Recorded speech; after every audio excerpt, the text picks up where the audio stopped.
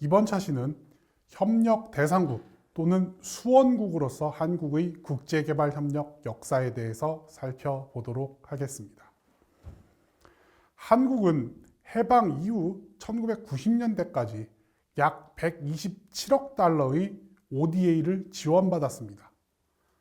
한국에 제공된 원조는 긴급 구호부터 구조조정 프로그램까지 시대적 상황에 따라 성격이 다양합니다.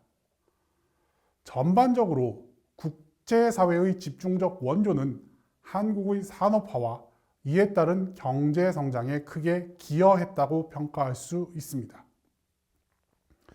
한국이 개발협력의 혜택을 받은 시기는 크게 전후복구와 무상원조 시기, 그리고 도약 및 개발 차관 중심의 원조 시기로 나눠볼 수 있습니다. 우선 전후복구와 무상원조 시기를 살펴보도록 하겠습니다. 1945년 8월 15일 광복된 이후부터 1960년대 초반까지를 이 시기로 볼 수 있습니다. 국제사회의 무상원조는 1945년 8.15 해방 이후 시작되어 1950년대 말까지 진행이 됩니다. 사실상 국민의 의식주 문제와 국가 재정의 대부분을 미국을 중심으로 한 국제사회의 원조에 의지할 수밖에 없던 시기입니다. 1945년부터 1948년 사이 미 군정에 의한 원조 실시가 이 시기에는 주목할 만합니다. 당시 미 군정의 주요 목표는 인플레이션 안정, 한국 경제의 명맥 유지, 그리고 기아 및 질병의 완화와 사회 안정 촉진 등이었습니다. 미 군정에 의한 점령지 구호 원조, 미 군정 점령지역 경제복구 원조, 대외 청산위원회 차관 등을 포함한 원조가 진행이 되었습니다. 특히 1948년 12월에 체결된 한미 원조 협정은 이 시기 원조에서 매우 중요한 위치를 차지하고 있습니다. 이 협정의 목표는 한국의 경제적 위기 방지, 국력 부흥 촉진, 안정 확보 목적에 따라 원조 자금 및 원조 물자 도입 등이었습니다. 1961년 한미 경제 기술 원조 협정이 체결될 때까지 이 협정은 효력을 가지고 있었습니다. 한국 전쟁의 발발은 한국에 대한 국제사회의 원조 성격을 변화시켰습니다. 한국에 대한 원조의 기본적 목적은 유럽에서 시행된 마셜 플랜처럼 경제 부흥을 목적으로 시작이 되었습니다. 그러나 한국 전쟁이 발발하면서 원조의 성격이 구호 원조 중심으로 재편되면서 인도적 지원에 중점을 둔 원조가 시행이 됩니다. 그리고 이 한국 전쟁으로 인해서 유엔을 통한 다자 원조가 본격적으로 시행이 됩니다. 1950년 한국 민간구호, 1951년 유엔 한국재건기구 등의 유엔에 의한 다자간 원조가 본격적으로 개시되었습니다. 한국 전쟁 직후 이루어진 원조는 한국에 있어 거의 유일한 외국 자본 유입이었다라고 볼 수 있습니다. 한국 전쟁 이후 1950년대 후반 원조는 군사적 방어와 안정을 도모함과 동시에 경제 재건에 초점이 맞춰져 있습니다. 의식주 해결을 위한 물자 및 식량 원조 중심의 소비재를 지원하는 기조가 중심이었고, 이와 함께 일부 경공업 육성을 위한 중간재 지원이 시작되었습니다. 이러한 중간재 지원과 원조는 1960년대 한국의 본격적인 산업화를 위한 기반 구축에 중요한 역할을 했다고 평가할 수 있습니다. 특이할 만한 점은 1957년을 기점으로 무상원조 비율이 감소하고 1959년부터는 유상원조 방식으로 전환된 것을 특이점이라고 볼 수 있습니다. 해방 이후부터 1960년대 초반까지 국제사회로부터 약 30억 달러 규모로 식량 지원, 의약품 등의 긴급구호와 물자 원조 및 산업설비 투자가 이루어졌습니다. 해외 원조, 특히 미국으로부터의 원조에 절대적으로 의존하던 시기라고 볼 수 있습니다. 1960년대 중반부터 2000년대 중반까지는 도약과 개발 차관 중심의 경제 원조가 이루어진 시기입니다. 1950년대 실시된 긴급 구호와 군사전략적 원조에서 벗어나 기술협력, 유상원조 등 다양한 형태의 원조 사업이 동시다발적으로 진행되었고 원조 공여국도 미국 중심에서 다변화하는 모습을 보이게 됩니다.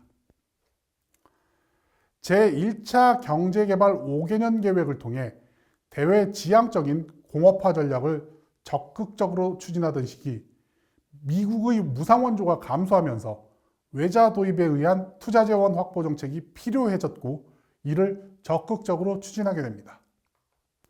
우선 세계은행, IMF 등의 가입을 통해 국제금융 시스템에 편입하면서 공공차관을 도입할 수 있는 기반을 조성했습니다. 그리고 1965년 한일 국교정상화는 정치, 사회적으로 많은 논쟁을 양산했지만 재정차관 및 상업차관 도입이 가능해지면서 한국의 산업화를 위한 투자 재원 확보에는 기여를 했다라고 평가할 수 있겠습니다.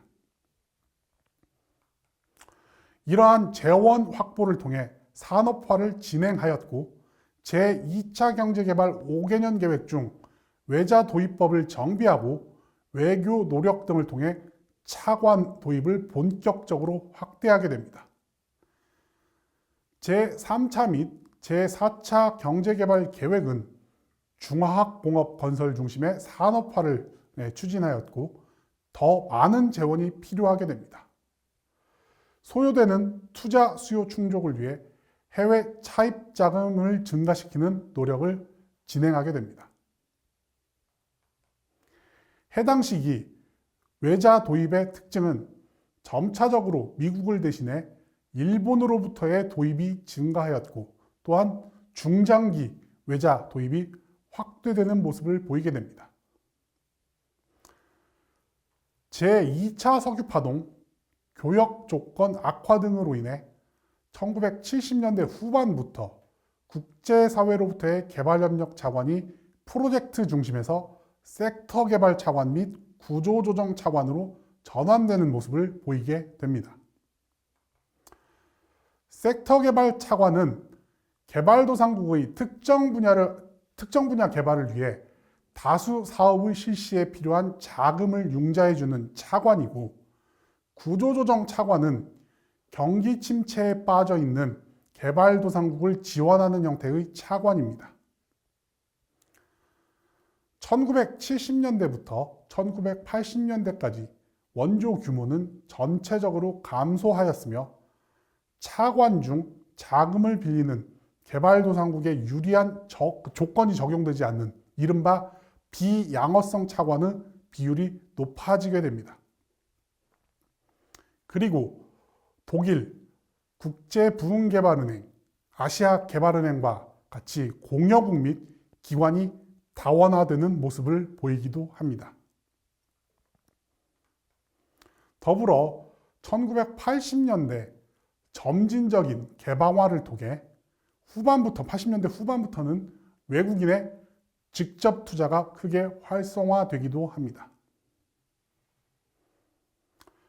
1995년 한국은 세계은행 ODA 협력 대상국 리스트에서 제외되었고 2000년 OECD 개발원조위원회 ODA 협력 대상국 리스트에서도 제외되면서 한국은 수원국으로서의 국제개발 협력의 역사를 마무리하게 됩니다. 전반적으로 국제사회로부터 국제개발 협력, 특히 ODA는 시대적 요구에 따라 그 성격을 달리하면서 한국의 경제, 사회 개발에 일조해 왔습니다.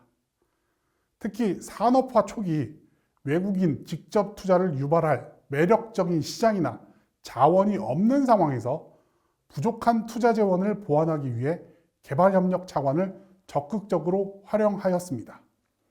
또한 차관 자금 도입과 관련 계획의 수립 및 운용, 사업의 수행 및 상환에 이르는 과정에 걸쳐 경제 주체들의 참여를 촉진함으로써 지속적인 경제 성장에 필수적인 경제 자립 능력이 배양되었다고 볼 수 있습니다.